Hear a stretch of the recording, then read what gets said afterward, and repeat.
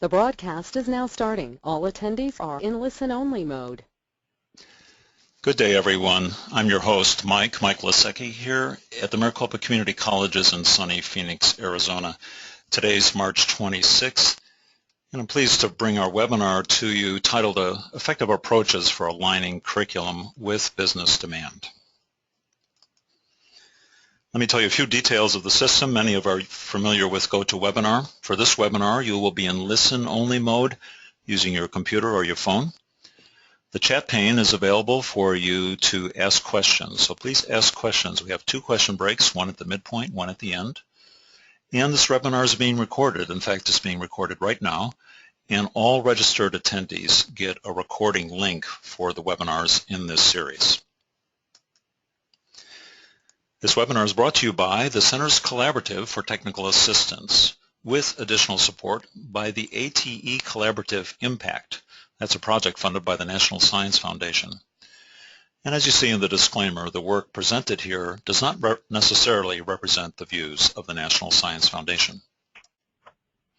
What is this thing called the CCTA? Well, it's led by 5 national centers, all funded by the Advanced Technological Education Program, and you can see them there listed out: the CTC Center in Texas, SCATE in South Carolina, Florida. One of our presenters is from the Florida ATE Center today, BioLink out in San Francisco, and our own famous center here, Maytech Networks, at the Maricopa Community Colleges.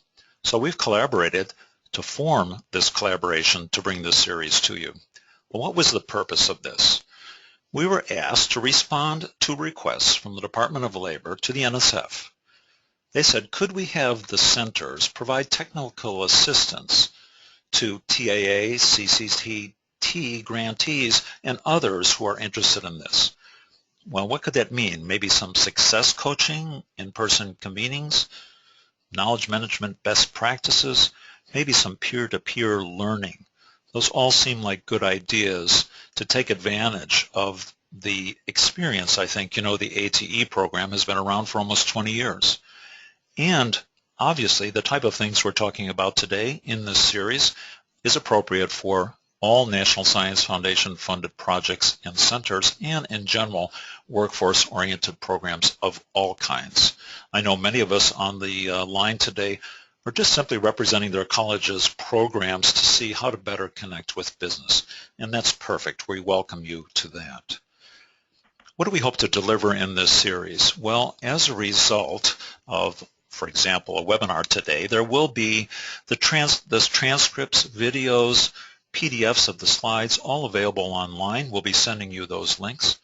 We also want to invite you to regional discipline-specific conferences. The annual High-Tech Conference at the end of the webinar today, we'll talk about that, with a very specific TAA CCCT convening at that conference. So lots of upcoming events that we want you to be aware of. More about that in a minute.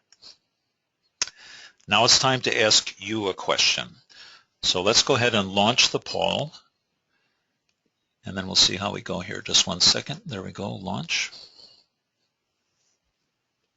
So would you please click on the buttons? Are you involved with an NSF grant?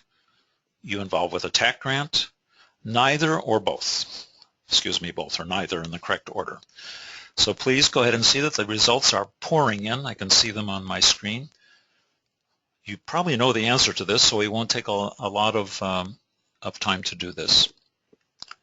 So just a second. I'll give you a little countdown. 5, 4, 3, please type in your last numbers. And let's take a look at that poll. Very interesting. Most of us on the line today are involved with a TAC grant, but a fairly significant number are involved with both. And interestingly enough, neither is a significant number for us today, almost 20%. Perhaps we're here to learn more about these 2 grants, or just in general this topic. So I think that's an excellent spectrum of attendees for us today. Let me introduce myself again. I'm Mike Lasecki, Director of the Maricopa Advanced Technology Education Center, and I'm pleased, very pleased, to have my 2 colleagues, Marilyn Barger, who's the PI at the FLATE Center in Florida, and Ann Beheeler, PI and Executive Director at the CTC Center. Marilyn, I think you're up first here, aren't you? Please make sure you come off of mute and start the presentation.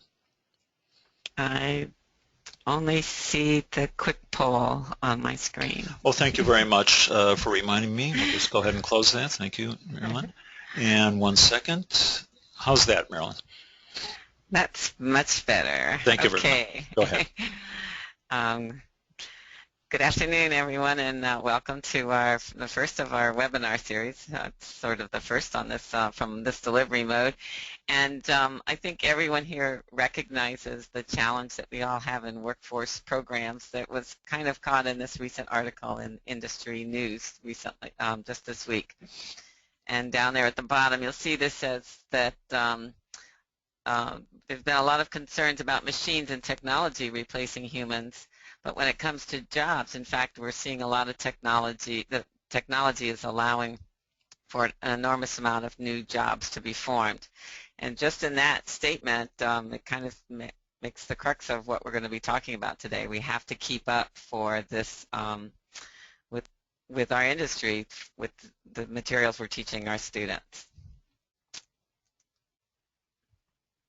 And our objective today, this is Ann Beheeler with the Convergence Technology Center. Our objective today is to look at two very different methods for aligning curriculum with business needs so that our graduates are workforce ready. One of the worst things we can do is have the students go through our programs and work very hard and get our certificates and degrees only to find that they're not prepared for the jobs that are out there in our regions. Our center is a national center, both what we do, by the way, I'm responsible for a Round 1 tax grant and a National Science Foundation Center. And what we do, everything we do is on a national level. So we're going to look at how we work with a national business team. It's not specific to a SOC code. And some of what we do does have to then be localized by our partners. And what Maryland does is on a state level in the state of Florida, it's very rigorous and addresses state standards. So we have two totally different approaches, although they're very similar in a lot of ways. So what we're going to do is show you both ways, and hopefully you will glean some things that are useful to you out of what we show. Okay. My slide does not want to advance, folks. There. Either way, if you're working with business, we both agree that it's very important in working with business that they know that the curriculum reviews that you do with them are on a particular frequency that is frequent, not infrequent. It's regular, that we communicate to them a formalized process of some sort, that we involve faculty leaders with the subject matter experts and that they work together, and that we make sure that what we do with our industry ensures currency of our curriculum and relevancy of our curriculum, and that we provide guidance on those curricular updates so that these curricular updates actually get implemented at our colleges.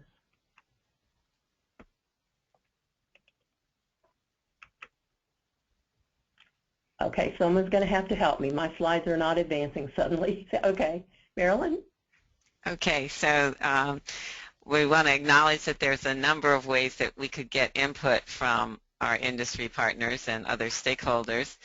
And there are some informal ways that we get some information from them. Those include some just anecdotal information that we might hear on a day-to-day basis from partners or colleagues, reading in various publications or the internet.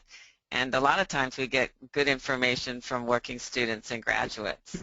Another way to get some kind of informal information about trends and which direction programs should be going is from the typical college level program review.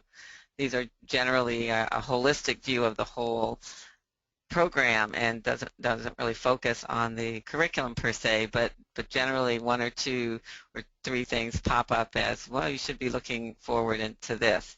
The idea here is that some of these this anecdotal information should be brought forward into an informal methods. It should be brought forward in the formal approach to getting the curriculum reevaluated, redesigned, and moving forward. So, okay, let's see.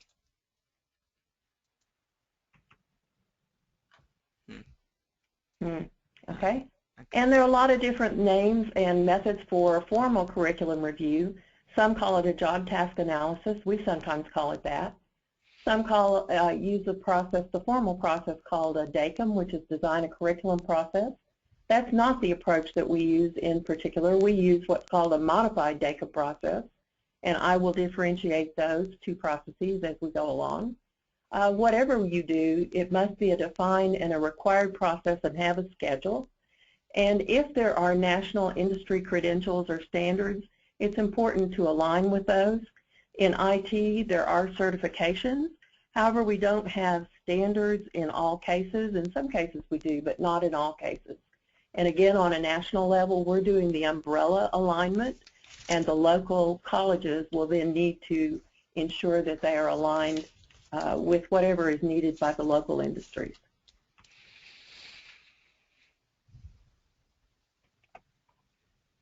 Next slide.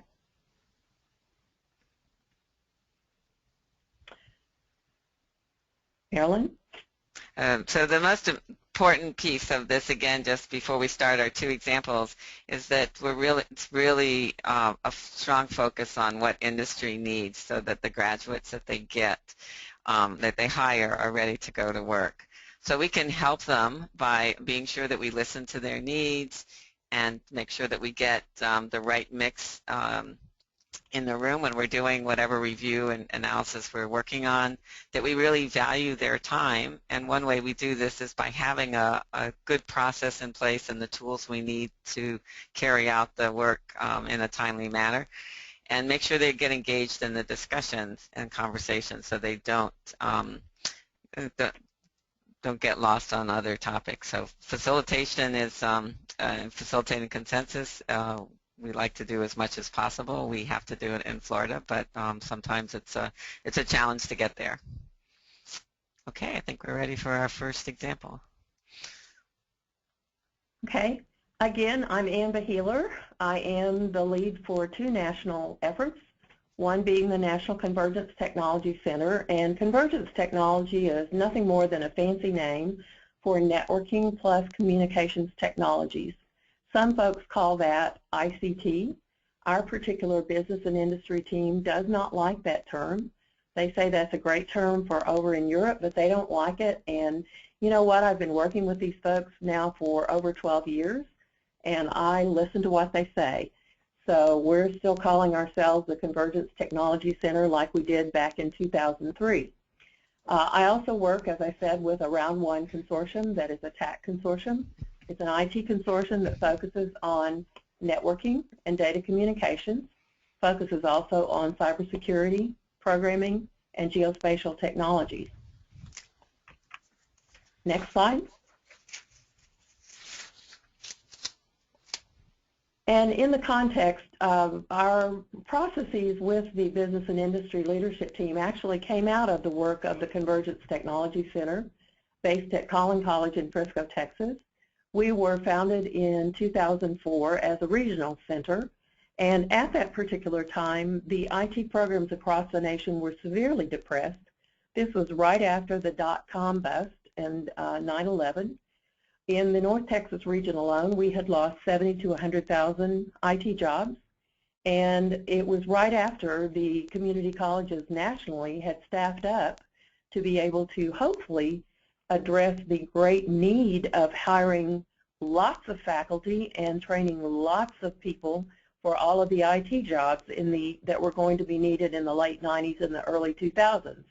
For those of you who've been involved in IT for any time period, you will know, in fact, that IT is cyclic, and it is in high demand, and then the bottom falls out. And when the bottom falls out, it usually comes back. Well, so far it has every time during my career of several years. And when it comes back, it has a different requirement than it did when it went down. So we believe that the industry would rebound, and we worked with our business team to figure out what that would be. Next slide.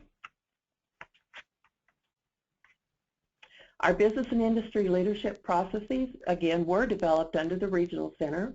We're now using them with the national center with 8 partners from coast to coast, north and south, east and west, and also with 40 affiliates in our Convergence College network, We also use them in our DOL TAC grant with 7 partners, again, coast to coast, north and south. We align our curriculum. That happens, and then another aside is that it ends up providing a very highly engaged business team that is around to help us with a lot of other functions. Next slide. The business role is very, very important, and for those of you that are involved in TAC, that is a required role in the TAC process. Business, in our case, actually leads our work. Takes a little bit longer to work this way, but it's very important. They do not just advise. And this approach actually works with any technical program. As I've told you, we have 4 different IT specialties in our TAC grant, but I've actually used this with a technical writing program, and I've even used it with something as unusual as a sailing program at a college in California. We were working on figuring out the skills and the knowledge areas that needed to be trained for those people that are needing to learn how to sail huge yachts around the world. And it sounds all glorious and fun, but you know what? They have a lot of very technical things to learn. Next slide. Think about it. Sometimes business teams meet only 1 or 2 times a year, and that's the only time they're on your campus. I wonder if that's the case, if they're terribly engaged. Sometimes they have a mixed level of knowledge. Sometimes the people are technical and sometimes they're not. Sometimes they give advice that might not be honored. That actually is a pet peeve of mine. My career is actually part corporate, part academic, and actually part entrepreneur. And I spent a lot of my time trying to help some of the colleges to get their program aligned so that I could hire their graduates. And it was very disconcerting to work with colleges and realize that the advice that I gave them last semester went totally unheeded, and that the product that they turned out or they graduated was something that I actually couldn't hire. That was really upsetting to me. Sometimes the business people also find that their time is split among colleges in a region. In a metropolitan region, it is not uncommon to find 10 or even more community colleges all squished together in the area and all asking for the same person to come and help with the program. I would offer that it might be a good idea to stop worrying about competition and worry about co-opetition and put together a regional council so you can get the right people to come and help you. And sometimes we ask, or sometimes the business teams are asked to rubber stamp programs rather than lead them. Next slide. I'm not alleging that your program is not engaged. I'm not alleging that our process is the only way to align curriculum or the only way to produce engagement. I will say that the process that we use does produce engagement and does produce curriculum that is aligned with business need. We are in a wonderful position with our TAC grant that we have businesses that are wanting more graduates right now than we actually have produced. They're standing in line wanting our graduates that graduate this spring, and that's a wonderful situation to be in. Our characteristics of how we work, our business and industry leadership team, and we don't call it advisory, that's our choice, we chose not to. I don't care what you call it, really doesn't matter. But our business and industry leadership team meets quarterly. Once a year it's face-to-face, and 3 times a year it's via webinar. At that one face-to-face meeting a year, we use our solid process that is business-led to determine the knowledge, skills, and abilities that they want our graduates to know. We call it the KSA analysis. Every meeting, though, covers trends. The information technology business changes so rapidly that it's very difficult for us to get ahead of the curricular changes that our business teams want. I don't know about your college, but we're not exactly fast about implementing curricular changes. We're faster than we used to be, but it still takes several months, 9 months to a year, to get curricular changes implemented. In essence, our built leads and they co-own our curriculum, and that produces engagement where they feel that they are really highly involved with our work and they will help us on a number of fronts. Next slide. I will give you several slides here that give you some background, and then I'm going to show you an example. Our process is a modified DACM that is based on a process called PCAL-7 that was developed by the United States Air Force. The reason it is a modified DACM is that rather than starting with blank walls where the subject matter experts come up with a list of knowledge, skills, and abilities, we actually started with a pro forma list of skills and knowledge areas based on the National Skills Standards from the late 90s and early 2000s. Now, we've modified that every year since, where the business team has added and subtracted and modified the listings. So what we have now doesn't really resemble what we started with, but because we started with a pro forma list of skills and knowledge areas, our work took around 6 hours when we started, and now it can be done in about 4 hours as opposed to 2 or 3 days for a full DACM. We do update it annually via a face-to-face meeting, and I will talk with you about why we make that face-to-face. I know you can do a lot of this virtually or a lot of this via email. However, face-to-face is very important. Next slide.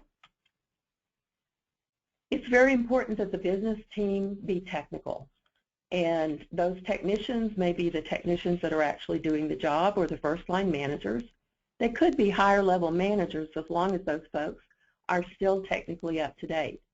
We do not normally request a lot of HR reps to be on the team. However, that they could be HR reps if the people are HR, but also very technical. I know Marilyn has talked about having an HR person that was most recently an engineer and very up-to-date technically. That's perfectly okay, but the emphasis is that the person on the team does need to have technical skills and knowledge. Next slide. In the process, the job skills spreadsheet has the list of the skills and knowledge areas. The group will add and subtract to that list, and they're going to rank each one of the items from 1 to 4, with 1 being the least important, 4 being the most important. And it's important for the facilitator that runs this session to focus the people on what an entry-level person coming out of the college's program 12 to 36 months in the future must know. It's very tempting to have the business people want to address the retrained employee as well as the entry-level employee, but that's very, very difficult because what the curriculum should look like for an entry-level employee versus what a retrained employee needs are very different. I would allege that an entry-level employee's curriculum would probably ultimately have the courses at the high end that a retrained employee would need, and it all works out fine. But to have the focus be split is very, very difficult. So it's important to focus on the entry-level employee. Next slide. The rating criteria needs to include 4 things. As the subject matter expert from industry looks at each item, the person needs to include the importance of the skill or knowledge area, the level of proficiency that the entry-level person must have, how much time that person needs to spend on that particular item, and how difficult the particular item is to learn. It's very, very important to listen to the discussion that the subject matter experts might have on a particular item.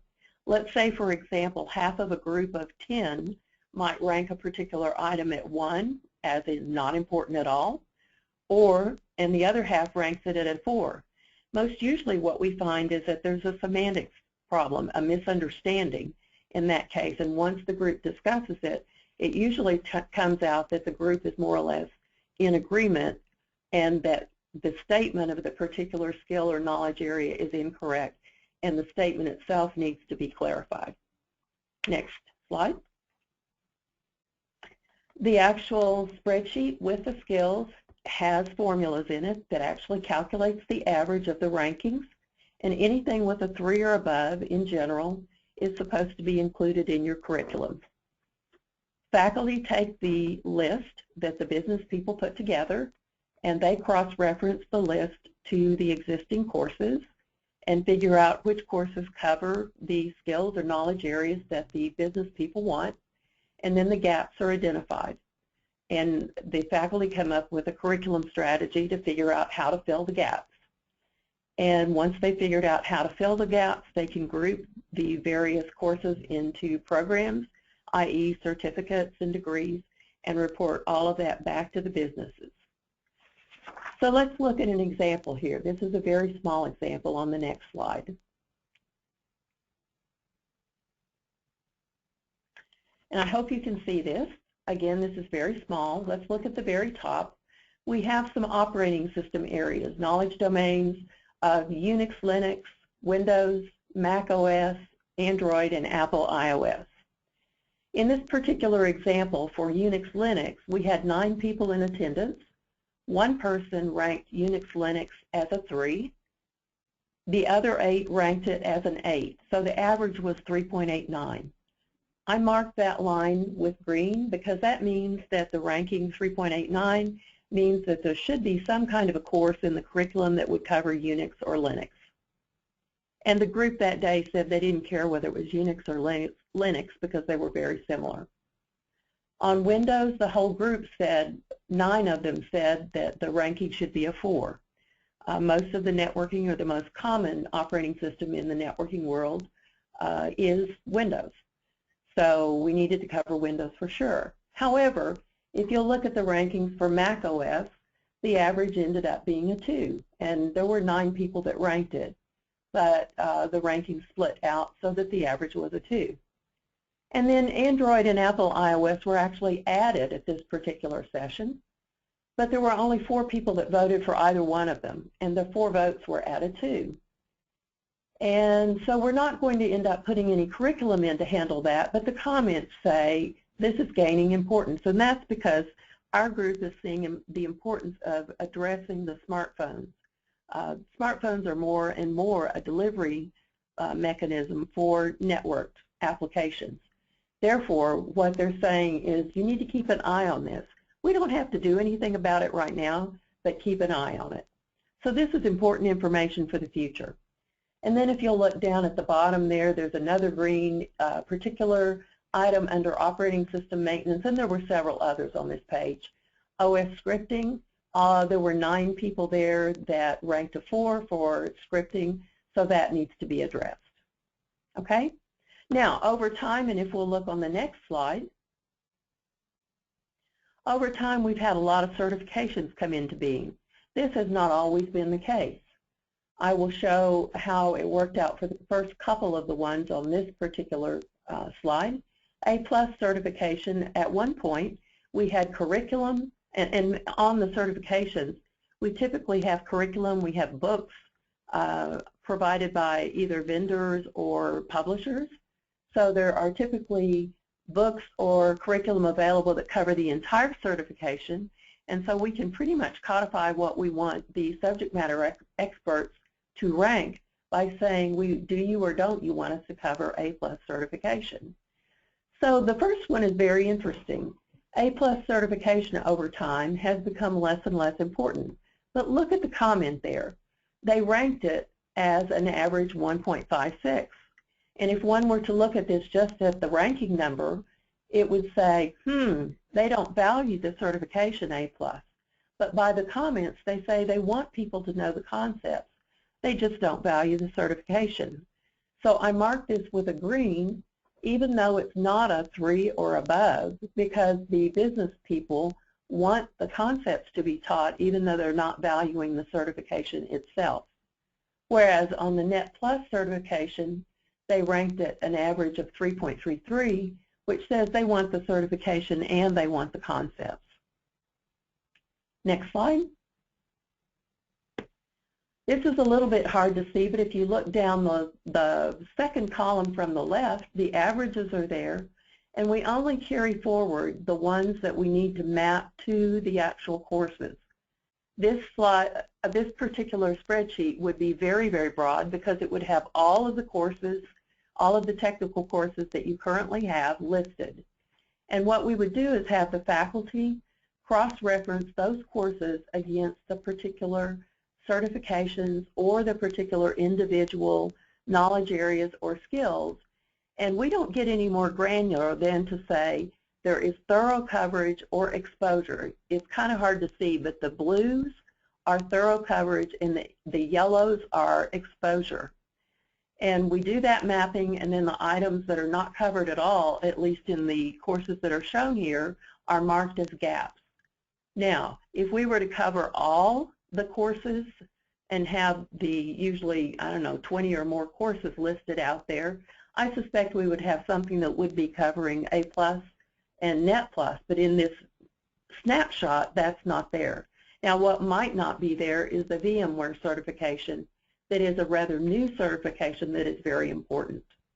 Anyway, once this cross-reference is done, anything that is still a gap would need to have curriculum developed, and then the faculty would group the courses into certificates and degrees and present that back to the business team.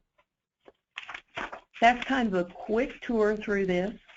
And so let's summarize what we get by doing this and some of the important features. This is done through a face-to-face discussion, and the reason is because of the importance of the discussion. Sometimes the discussion is as important or more so than the actual rankings. It's very important that everyone be fully engaged. Therefore, we ask people to put their cell phones away and to turn their laptops off, and that's really kind of hard. It's hard for me to do that. Also, it's important for all of the business people to recognize that no college can train for their specific needs. This is hard because businesses often want to have the college train exactly for the employee that they want to hire. But it's important for the businesses to come together and recognize that they have to kind of train for a common denominator that will, in fact, work to get most of the skills that they're going to need in their entry-level people, but not exactly the employee they want. And again, remember, our approach is national, so that it does require that the colleges have to do a little bit of localization in order to get exactly what they want in their particular area. Next slide. Remember also that everyone has a role. The subject matter experts from business and industry participate in the rankings and discussions. The faculty attend as active listeners. They may ask clarifying questions, but it's important that the faculty not dominate the business discussion. The faculty, though, are definitely in charge of all the cross-referencing and identification of gaps and creation of the curriculum after the meeting. The facilitator needs to be quite strong to make sure that no one business dominates, and they're responsible for making sure that the meeting comes out effective. And then the recorder must record the rankings and the discussion and prepare meeting minutes. It's very, very important to have the meeting minutes. And if you go through this process, next slide, you will see that the approach aligns with the characteristics of having an effective model for curriculum review, for curriculum alignment and curriculum implementation. And then next slide, the other thing you get is very active engagement, because once the business people have been through this process and through, I'd say, probably 2 or 3 of the quarterly meetings where they talk about trends, where you take your curriculum back before them, where they can review what you've done and realize that their leadership is being valued, they are more than willing to work with you on events, provide professional development, all sorts of things. There will be guest speakers, participate at conferences. I have at least 2 of the business people on the national team that I can literally ask, what are you doing on a particular date in the future? They don't ask me why. They look at their calendar first and then ask, where are we going? What are we doing, and what's our goal? What are we trying to accomplish? And that kind of a commitment you cannot buy. It's absolutely fabulous, and it's achievable. Plus, too, the graduates graduate workforce ready and they get jobs. What questions do we have? Mike? Thank you, Ann. We've got several important questions. Let's start with the most important one. How do we sign up for that yacht driving class there? That's what we really want to know. No, I'm just kidding. No, it's great. The program is actually at Orange Coast College, and they're still doing it. I know. I was there one time. Here's a question. We're very interested in this PCAL 7 process. Is it possible you might be able to provide samples of documents that you use in that process at some point? You can think about that. What do you think? I can. The person that originated it is Brent Kesterson. Oh, I know Brent, and yeah. unfortunately, he is deceased. He died. Yeah, right. He had a heart attack unexpectedly at a very young age and passed away, must be 5 or 6 years ago. Right. He gave me permission to use the process. I can probably provide you excerpts from it. It still says copyrighted, so I kind of hate to just share it broadly. But you can, yes, I can provide you some documents. We'll put it on our website, Mike. The other thing is I would invite people to participate via phone in our webinars. We're coming up on our face-to-face one for networking in May. You can participate in that one by a phone. That's going to be hard, though, to really hear well. Yeah. Because we'll be in a bigger room and we'll have one Polycom. Right. I'll tell you what. Well, let's move that discussion to what we're capable of posting on that on the CCTA website. We'll get back to that. Thank you. Okay. Another question. You know, DOL, TAA, and money are the big question. You can you pay for these built meetings? Are they in your budget? Have you? How does that work? I put them in my budget. Oh, you did. Yeah, I put one face-to-face meeting. Actually, I put 2 face-to-face meetings of the built team in the budget. What if you, you know, you're listening to this webinar and you say, my God, I got to do this, and you didn't budget that in your TAA round 3. Did you have to go back to your program officer, or could you move some funds? What would you do? I would talk to my federal program officer and ask. Okay. I think it depends. We're fortunate. We're in the Dallas area, and a lot of national concerns are based here or have offices here. And this is something I don't know if I said it. I had it in my notes, but I don't know if I said it. We are fortunate at Collin College. We're able to use some of the national built members for a national purpose and also for Collin College because they're within 30 minutes of our location. We're just very, very fortunate because of our geographical location. You could try to do this via webinar as long as you can support video conferencing. Sure. You could do it that way. It would not be quite as easy as if you had them face-to-face. We do usually have a few virtual attendees. It's kind of hard to start that way, but we do usually have a few virtual attendees. We have some folks that are in D.C. and Chicago and actually on the West Coast now. Oh boy, there's lots of interesting questions here. I'm not sure we'll be able to have time to cover them. Let's take one more, Ann, and then for the interest of time, we'll go ahead and then get the rest at our final question break. There's several questions that relate to consensus. Do you have problems getting consensus amongst the built? Now, you mentioned that's often a semantics question. Or number 2, what about getting faculty to who might be resistant to the fact that you've got this? I know that's a complicated question, but so keep your answer fairly brief. Number 1, consensus. Number 2, what about those recalcitrant faculty? Well, number 1 is easy. Usually it's a semantics issue among the built, and the numbers tell the story if you can't get it. If someone after discussion absolutely says, well, I'm sorry, in my business I'm voting a 1 anyway, and the rest of the group votes 3s and 4s, the 3s and 4s are going to win out. Yes. And that person just gets overruled. Oh my, recalcitrant faculty. Short answer. Short answer is you hope you have more that aren't than are. That's probably not a bad answer when it comes down to it. Play with the ones that want to play. Yeah, sure. Makes sense. Okay, cool. Lots of questions coming into the question pane as you see there, and we'll get to them as we have time. I want to invite our colleague Marilyn Barger to jump on with us. Marilyn, I'm going to take you to your slide. Let's see. Mike, there you go. Go ahead, Marilyn. Okay, good afternoon again, everyone, and welcome to part 2. I'm going to tell you a little bit about our center.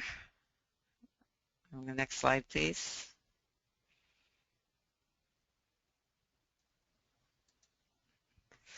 Okay, so we are also a National Science Foundation Advanced Technological Education Center. We're a regional center in Florida, and that's our region. It's been defined as just the state of Florida, but it's a very big state. Not quite as big as Texas, but nonetheless big.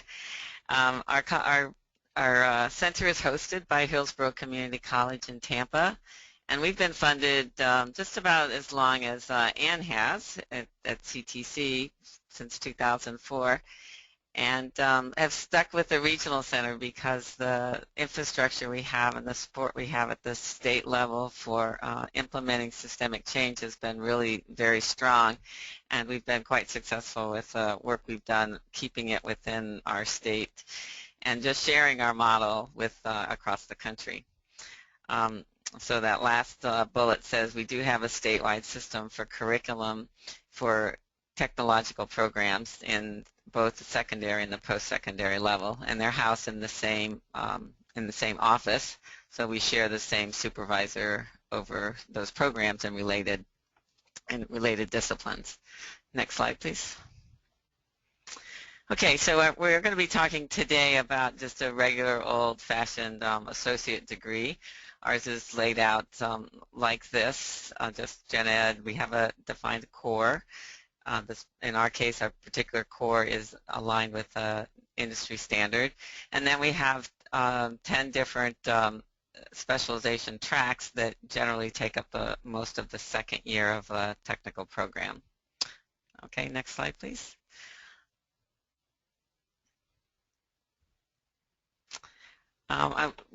We actually, before, as a new program comes on or on the horizon, we would do a similar process to what Ann discussed earlier. We would probably do a DACOM or a job task analysis. I'm actually hosting one in the next, by the end of April, on a different topic than we're talking about today, but that would be the initiation for us. But once a program gets put into place, we do have a process, statewide process, that is defined by our Department of Education. We're going to go through these 3 sections on this slide that's going to go through the process and the players. And I'm just going to move to the next slide, please, to blow it up a little bit. Okay, so in our case, the Department of Ed is the manager of the process. They're legislated to do this, to make sure that curriculum for career and technical programs at any level are relevant to industry needs. They're required to have a 3-year work plan in each industry sector to identify occupations that need workers across the state. And then they oversee the implementation of a work plan that they define, this 3-year cycle, all the timelines for when documents go out and in, and the participants that be involved in the actual process. And of course, they're responsible for the final documentation that goes to for state approval. Okay, next slide, please. So they pass on their line of duty to what we would call a program committee, and this is the group of, you'll see down in the middle bullet here, that the members of that group are the same people that Ann was talking about that were involved in the analysis that they did for curriculum. There's educators, there's industry, we may have regulatory agencies, workforce boards, any stakeholders who are involved in the industry. We do require that workers, the technicians who resemble the people who are coming out of and are doing the jobs for the people who are coming out of a program, be involved as part of the workforce, as part of the industry contingency, because they're the ones we're trying to define the skill sets for. But this group has the power to develop new, revise, and delete existing, and consolidate duplications in different curriculum programs. We do send this back to the DOE for compiling all the consensus documents. Next slide, please. So we get out of it a new or revised framework. Typically, this is in the revised area. It defines exactly what individuals need to know or be able to do, so knowledge, skills, and abilities. And for secondary programs, this would include Common Core standards alignment, as well as information about their CTSOs, there's student activities that go along with particular, the organizations that go along with particular industry. It also includes alignment to industry standards for both secondary and post-secondary. We're lucky to have statewide articulation for industry credentials, and that's defined in this final document. It also defines the occupations and the SOC codes that are aligned. Okay, next slide, please. So this is just a kind of overview. For us, it's not a 4-hour process. For us, it's almost a year process. And I'm not going to read through this, but you'll see that it is a distributed process. So because all of the colleges involved in a particular program are advised by the Department of Ed that this review is coming up. That happens in the spring. Committees are formed at each, our working groups, whatever they call them, are formed at each campus. It often involves their advisory boards, but it may involve additional industry people as well to get the technicians in who may not be on their advisory boards. And each group then meets to carry out the review process, which we'll look at some of the documents in just a minute. And then a lead college consolidates all those, sends them back to the Department of Ed. They review it, put it in a final format. One more cycle of review to make sure people get to see what others have suggested. And then it gets put into a final document and goes for state approval. Finally, at the end, as in all good processes for curriculum development, it's got to get back out to the colleges for implementation. Ann mentioned this. Okay, next slide, please. All right, so just to make you dizzy, this is a sample of a little piece of our framework. They're actually about anywhere between 20 and 40 pages of skills, knowledge, and abilities that are grouped together in standards and benchmarks, as we call them. Next slide, please. And I just blew up parts of this so you could see. It's got program demographic information up at the top. You'll see the SOC codes, how long the program is. We have documents like this for college certificates as well as degrees, their program number, title, etc. And then all of this long laundry list is all these knowledge, skills, and abilities. So they look like statements demonstrate knowledge of something, have to construct something, prepare, typical kinds of statements that would come out, and not unlike what you saw in the analysis that Ann did. Next slide, please. All right, so what we do in order to facilitate this process, and this goes back to one of those defining characteristics that's important, is to make this an easy job for the people who are involved, especially our industry partners. So giving them that document and telling them to review, the previous one would be sort of a nightmare. So it's standardized into a template, a little form that they can easily review and then provide input right into this form. So all of the knowledge, skills, and abilities, the standards and benchmarks, are moved into a template, and these are then distributed out to the working teams. And all they have to do is check one of these boxes on the left and then provide a comment if they need to. So, for example, one of the things that Ann mentioned earlier was there was a lot of confusion a lot of times about semantics and what things meant. And here's one case where we see the last benchmark here, 12.02. The comment is, this needs clarifying. Are these individual or integrated systems that they want them to be able to construct flow diagrams for? So that's the kind of input that individuals would provide. They may do it in groups. Typically, they would do it in a meeting face-to-face. Some groups have done it by webinar also. It's like Ann said, this is also challenging. But it can be done, and sometimes they're done individually and just compiled separately, and then folks come together and discuss the conversation to see what everyone else has said and come to a consensus. Okay, next slide, please. Just to reinforce that industry is involved, it's part of the final documentation that's approved by the state, includes the list of stakeholders who participated, industry, educators, wherever they're from. Next slide, please. And another piece we often look at is, well, what did happen to a particular framework for a particular program over the course of its review. And this is a summary of one program review that was done recently.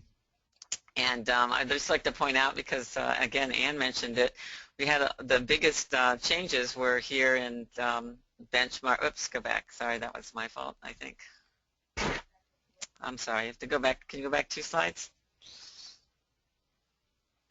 That around benchmarks were updated for clarity. A whole slug of those were changed for clarity, and also standards. So both benchmarks and standards being updated for clarity are the same statement that that Ann mentioned about the semantics of coming together on what actually words we're using to accomplish a certain task, and getting the vocabulary from different industry sectors or from different workforce folks to understand that they're talking about the same thing. So there's continuous improvement on that, defining what those actual skills, knowledge, and abilities are, so that everyone understands what they're talking about and what exactly the students will come out with.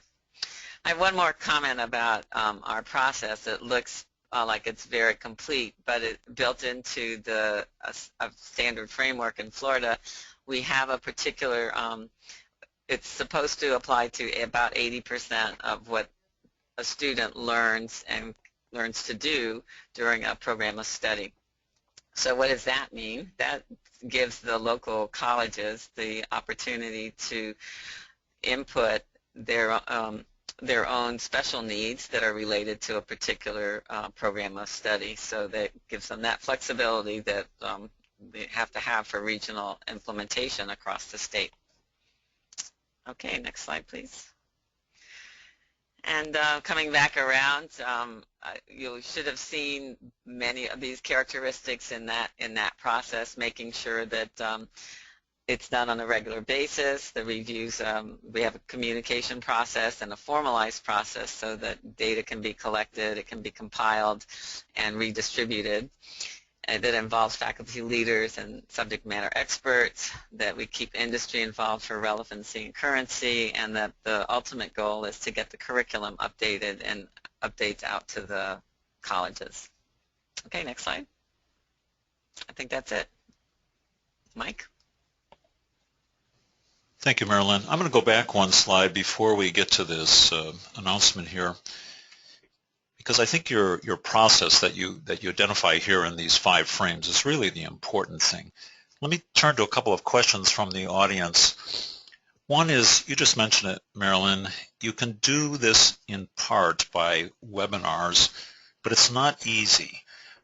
Is there a part, and I'll ask Marilyn first and then Ann, is there a specific part you think could be facilitated by a GoToMeeting link or something like that, or is there just some point you've got to be face-to-face? What's your sense of what can work? Marilyn, we'll start with you.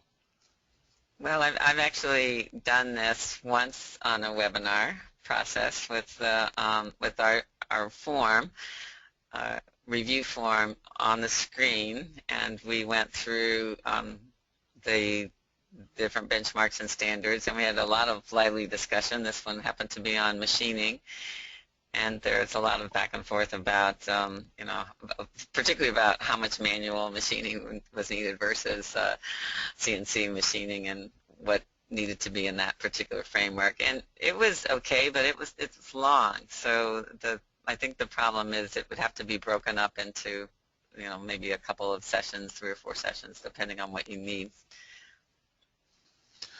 What do you think? That makes sense. Ann, you've had some experience. You know, what do you think would work for you, or what has worked for you? Well, first of all, the only part that really I think is difficult to do by webinar is the one meeting a year that goes over the KSAs. And really, our KSAs are more knowledge areas than skill statements anymore. And ours, you can even do that one meeting a year. It can be done by webinar now because our business team members know one another. When you're forming this in the first place, if the business team members don't know one another, they're hesitant to step on each other's toes. And face-to-face, they can read each other's body language, and they're a little bit more willing to be frank and honest. Webinar just doesn't do that. It's hard to do that. Even if you have video, it's still hard to do. Yeah, right. So, right. yeah, I just hesitate to do that. I actually agree. I think that's an important piece. There's a lot to be learned, and a lot. The whole semantics things is much easier to resolve face to face. Yeah, you know, and if they know each other, we've got some of our folks really. And I'll say again, some of our business people are really high-level folks. We've got the guy that's in charge of the Chief Innovations Officer for Dell on our team, and Global IT Director for big firms and such. They've been involved with it. Some of them have been involved with us for 12 years, and they don't miss a meeting. They've commented more than once that the reason they're still with us is because we listen. They lead, we do what they say, and they come back.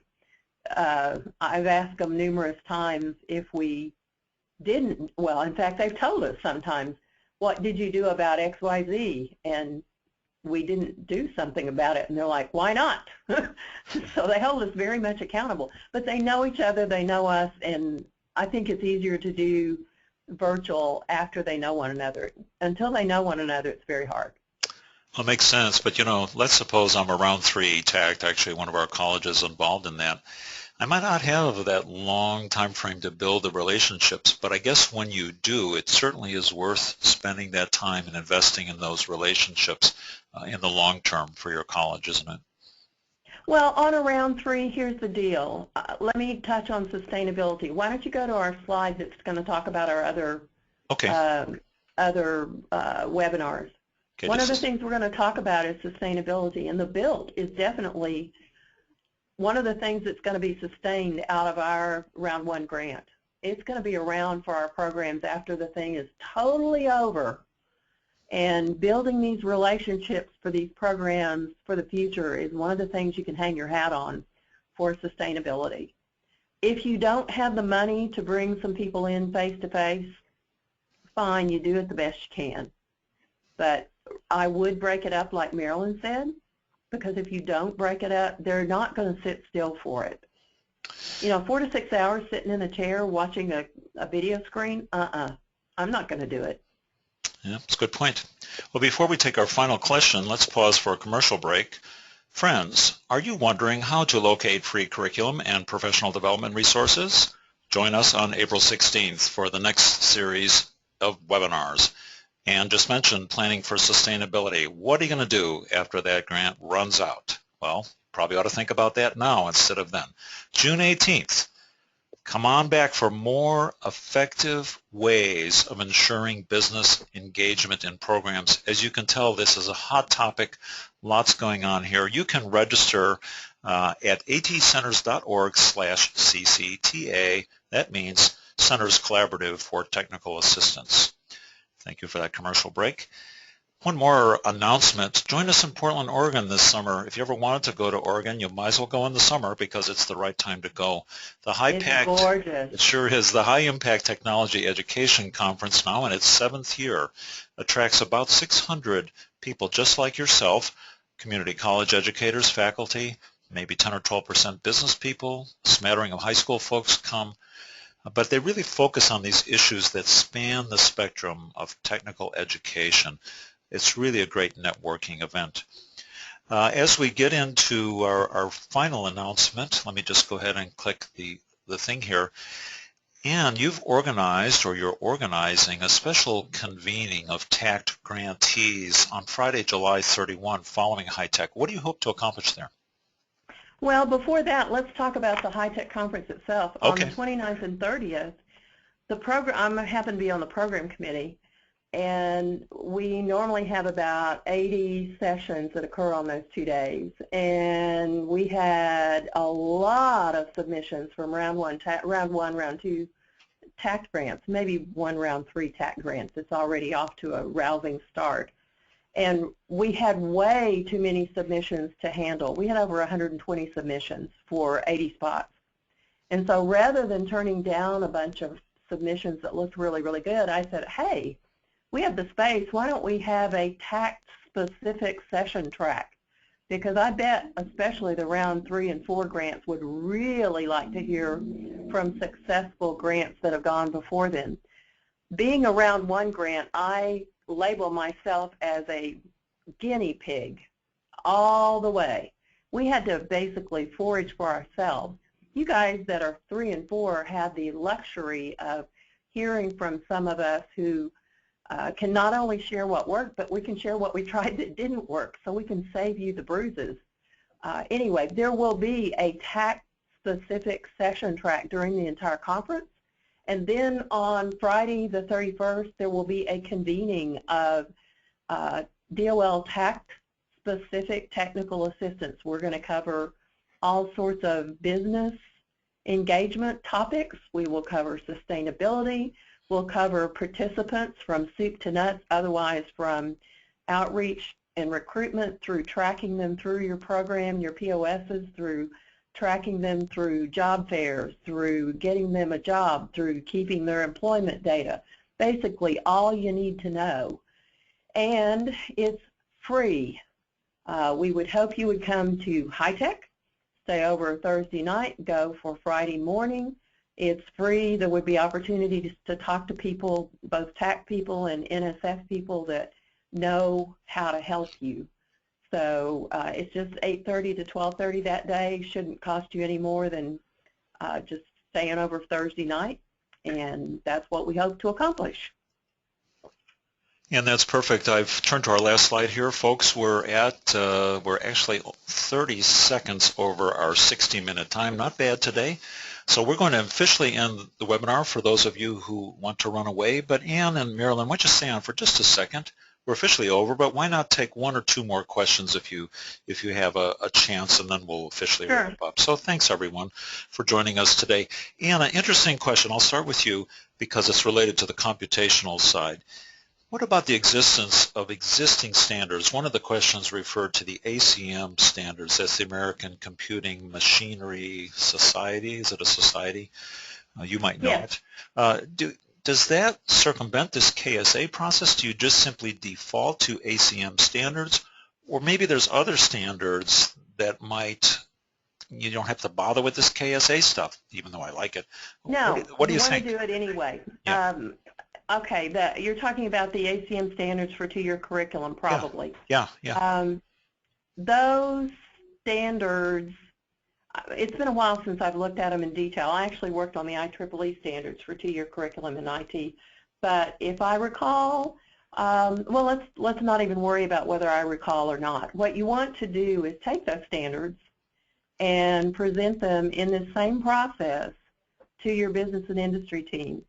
Because ultimately, the business and industry people are the ones that are going to hire your graduates. They may or may not be familiar with the ACM standards. One would hope they are, but if they're not, they're not. And you still want them to buy into what you're doing. It all is about buy-in and engagement. So you want them to validate those ACM standards anyway. So go through the whole process, do it with them, get them to buy in, and they'll still hire your graduates and consider them workforce ready. That's not bad advice. Marilyn, let's do the final question with you. It's the same question. What about in Florida as you go through that process that you carefully described? What about the links to standards? How does that play into what you do there?